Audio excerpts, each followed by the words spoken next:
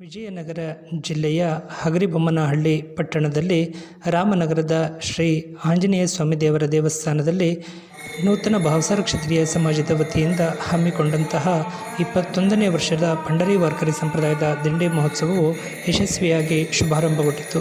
April 11, 12, 13ರಂದು 3 ದಿನಗಳ ಪರ್ಯಂತ ಆಯೋಜನೆಗೊಂಡಂತಹ ದಿಂಡಿ ಮಹೋತ್ಸವದಲ್ಲಿ ಸ್ಥಳೀಯ ಸಮಾಜ ಬಾಂಧವರು, ಆಡಳಿತ ಮಂಡಳಿಯವರು ಹಾಗೂ ಪರಸ್ಥಳಗಳಿಂದ ಸೇವಾಕೃತ ಕಾರ್ಯಕರ್ತರು ಭಾಗವಹಿಸಿದ್ದು ವಿಶೇಷವಾಗಿತ್ತು.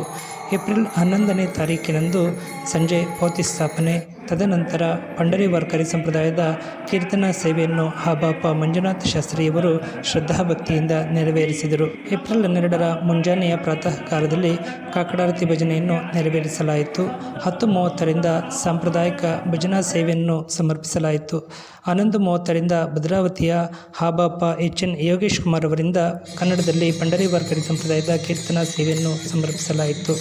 ಸಂಜೆ ಹರಿಭಕ್ತ ಪಾರಾಯಣ ಮೋಹನ್ ರಾವ್ ಲಾಳಂಕೆ ಭದ್ರಾವತಿ ಇವರಿಂದ ಪ್ರವಚನ ಕಾರ್ಯಕ್ರಮವನ್ನು ನೆರವೇರಿಸಲಾಯಿತು. ಸಂಜೆ ಸಾಗರದ ಹರಿಭಕ್ತ ಪಾರಾಯಣ ಆರ್.ಟಿ. ಮಹೇಂದ್ರನಾಥ್ ಇವರಿಂದ ಕೀರ್ತನಾ ಸೇವೆಯನ್ನು ಸಮರ್ಪಿಸಲಾಯಿತು. ಏಪ್ರಿಲ್ 13ರ ಬೆಳಗಿನ ಸಮಯದಲ್ಲಿ ಕಾಕಡಾರತಿ ಸೇವೆಯನ್ನು ಸಮರ್ಪಿಸಲಾಯಿತು.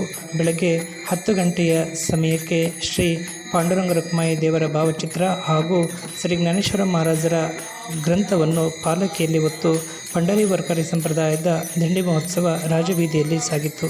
ದಿಂಡಿ ಮಹೋತ್ಸವ ಸಾಗುವ ಮಾರ್ಗದಲ್ಲಿ ಸಮಾಜ ಬಾಂಧವರು ಪಾದಪೂಜೆಯನ್ನು ನೆರವೇರಿಸಿದರು.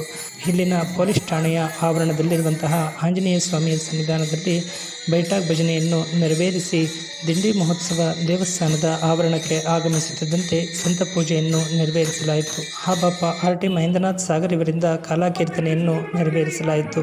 ಕಾಲಾಪ್ರಸಾದ ವಿನಿಯೋಗದ ನಂತರ ಭಾಗವಹಿಸಿದಂತಹ ಸರ್ವ ಭಕ್ತ ಬಾಂಧವರಿಗೆ ಅನ್ನದಾಸೋಹದ ಅನ್ನ ಸಂತರ್ಪಣೆ ಪ್ರಸಾದವನ್ನು ಉಣಬಡಿಸುವ ಮೂಲಕ ದಿಂಡಿ ಮಹೋತ್ಸವ ಕಾರ್ಯಕ್ರಮವು ಯಶಸ್ವಿಯಾಗಿ ನೆರವೇರಿದ್ದು ವಿಶೇಷವಾಗಿತ್ತು. ನಮ್ಮ ಜ್ಞಾನವಾಣಿ ಕುಳಗಟ್ಟೆ ಯೂಟ್ಯೂಬ್ ಚಾನೆಲ್ನ ಮೂಲಕ ಈ ಸೇವೆಯನ್ನು ಸಮರ್ಪಿಸಲಾಗಿದ್ದು, ತಮಗೆಲ್ಲರಿಗೂ ಇಷ್ಟವಾಗಿದ್ದಲ್ಲಿ ತಾವೆಲ್ಲರೂ ಸಬ್ಸ್ಕ್ರೈಬರ್ ಆಗುವ ಮೂಲಕ ಲೈಕ್ ನೀಡಿ ಪ್ರೋತ್ಸಾಹಿಸಿ. ನಮಸ್ಕಾರಗಳು.